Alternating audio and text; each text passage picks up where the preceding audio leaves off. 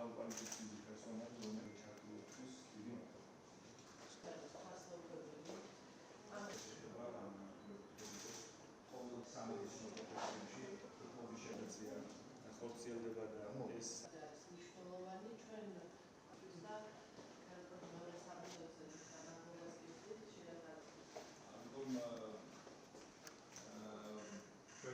დღეს გავაფორმეთ მემორანდუმი ქალაქ რუსთავის მერიასა და საგანგებო სიტუაციების კოორდინაციისა და გადაუდებელი დახმარების ცენტრის შორის.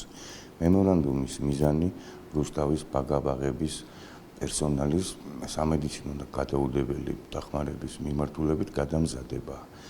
დიდი მადლობა ამ ინიციატივისა და წამოწყებისათვის ქალაქ რუსთავის მერს კალბატონ ნინო ლაცაბიძეს. დღეს გვქონდა ძალიან მნიშვნელოვანი მემორანდუმზე ხელმოწერის ცერემონია და შეხვედრა მინისტრთან და მის გუნდთან, მათ მინდა განსაკუთრებული მადლობა უთხრა იმ ხარდაჭერისთვის, რომელიც რუსთავის მიმართ გამოხატეს. ეს არის პროექტი, რომელთაც ჩვენ შევძლებთ 700-მდე ჩვენი საბავშვო ბაღის თანამშრომლების გადამზადებას და მათთვის ახალი უნარების მიცემას განსაკუთრებით გადაუდებელი პირველადი დახმარების მიმართულებით.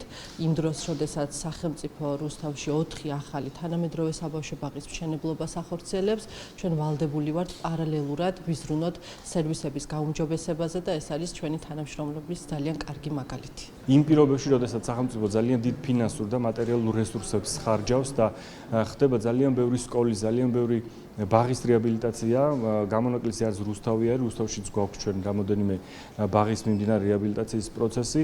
აქ უნდა ვთქვათ, რომ მხოლოდ ინფრასტრუქტურა არ არის მნიშვნელოვანი, ძალიან მნიშვნელოვანი არის თვითონ ყველაზე უფრო მთავარი აქტივი, რაც პერსონალია. ეს იქნება ძალიან კარგი ბაზისი იმისათვის, რომ ყველა დაწყებული რეფორმა და განსაკუთრებით კი საგანმანათლებლო ნაწილის რეფორმა კიდევ უფრო მაღალ ხარისხზე ავიდეს.